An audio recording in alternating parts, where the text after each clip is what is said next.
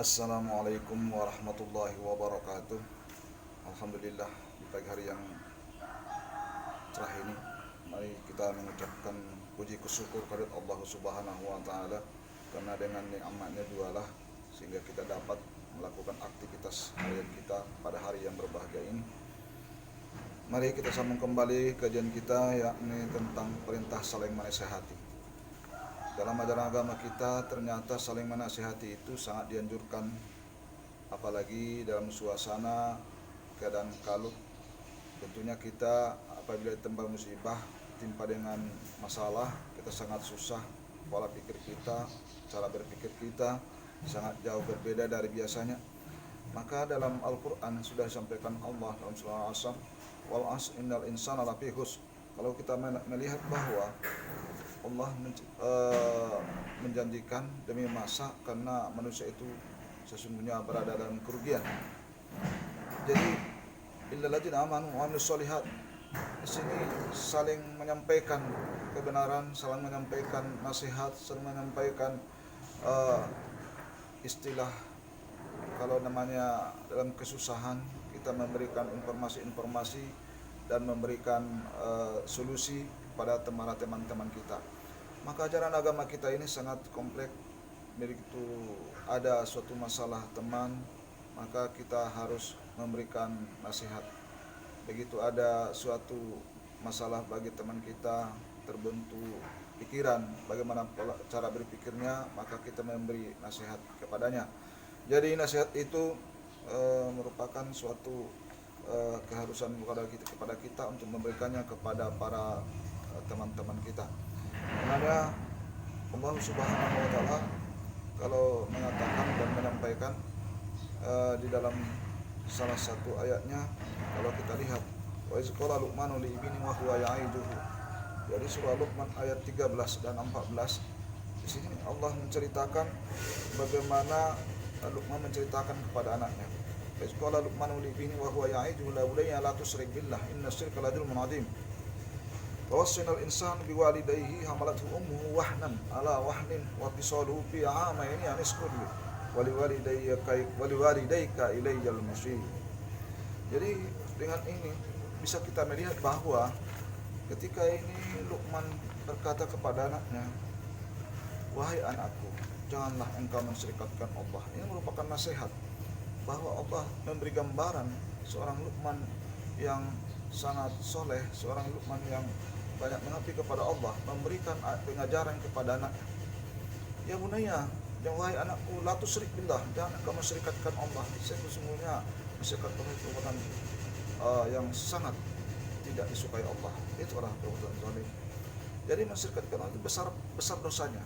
Karena Luqman menasihatkan dalam ayat Allah ini menggambarkan bahwa begitu penting terhadap seorang anak untuk memberikan, ataupun begitu penting seorang orang tua memberikan nasihat kepada anaknya, karena anak itu perlu gambaran-gambaran, perlu bimbingan dan arahan yang dalam kehidupannya.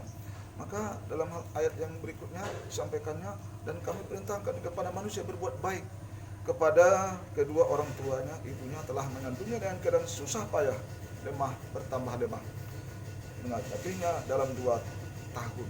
Maka bersyukurlah kepadaku dan kepada orang tuamu, kata Allah, karena kepadakulah tempat kembali. Jadi kalau kita melihat gambaran ini bahwa begitu memberikan nasihat agar seorang anak tadi dia mau taat dan patuh, hormat kepada orang tuanya, maka gambaran ini disampaikan oleh Allah agar seorang anak tadi betul-betul menyadari bahwa orang tuanya itu adalah seorang manusia yang harus dipatuhi, seorang manusia yang harus ditaati, seorang manusia yang harus dihargai, itu seorang manusia yang harus dicintai.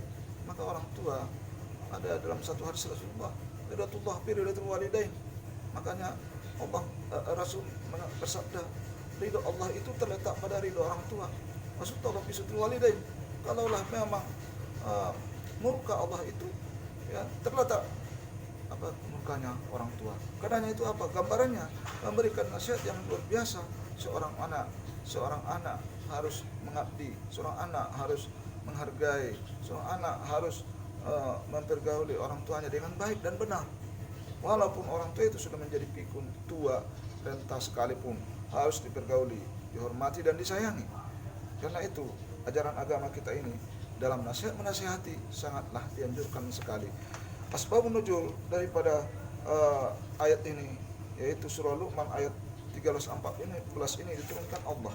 Ketika itu pada zamannya Rasul, kalau kita lihat ada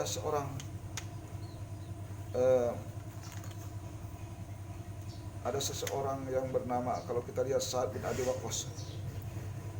Sa'ad bin Abi Waqqas masuk ke agama Islam. Dia sangat dicintai dan sayang oleh ibunya. Pada waktu itu terdengar oleh ibunya mengatakan ibunya sangat sayang kepada Sa'ad bin Abi Waqqas. Jadi Sa'ad bin Abi Waqqas ini juga orang yang sangat mengabdi kepada orang tuanya. Nah, ketika itu dengar oleh ibunya bahwa Sa'ad bin Abi Waqqas masuk Islam, maka dia langsung kepada mengatakan kepada Sa'ad, wahai Sa'ad, dengar engkau sudah masuk Islam. Maka Sa'ad mengatakan, iya, saya sudah masuk Islam dengan keikhlasan saya sudah menjadi Islam ajaran Nabi Sallallahu Alaihi Wasallam. Maka setelah itu ibunya mengatakan, wahai Sa'ad, engkau harus kembali kepada agama yang dulu. Kalau engkau tidak kembali, maka saya tetap berada di halaman rumah ini untuk tidak kembali. Walaupun hujan panas saya tidak akan beranjak dari sini. Mau makan saya tidak akan makan. Rupanya begitulah. Tetap Sa'ad tidak mau meninggalkan Islam. Betul apa yang dibuktikan oleh ibunya. Ibunya sampai 3 hari 3 malam duduk di situ, di tempat yang tadi. Dia dalam keadaan sangat lemah. Pada waktu itu saat hampir beliau putus asa, hampir beliau kembali kepada agama yang lama. Dia berkata kepada Rasul, bagaimanakah saya ini ya Rasulullah? Ibu saya ini saya sangat sayang kepadanya. Udah 2 hari, udah 3 hari dia berada di sini, tak makan tak minum, dan keadaan hujan panas dirasakannya. Dia tubuhnya sudah lemah. Maka dalam kejadian inilah turun ayat yang barusan kita bacakan tadi. Disitulah asbabun nuzul daripada surah Luqman 13-14 tadi. Maka karenanya kalau kita menganalisa seorang anak, ini merupakan nasihat yang sangat bermanfaat kepada kehidupan seorang anak. Jadi kita dalam kehidupan kita ini, ikhtibar yang harus kita ambil adalah mari kita saling menasihati sesama kita semua, karena kita membutuhkan nasihat itu semua. Demikian kajian kita, mudah-mudahan ada hikmah dan manfaatnya. Wabillahi taufiq wal hidayah. Assalamualaikum warahmatullahi wabarakatuh.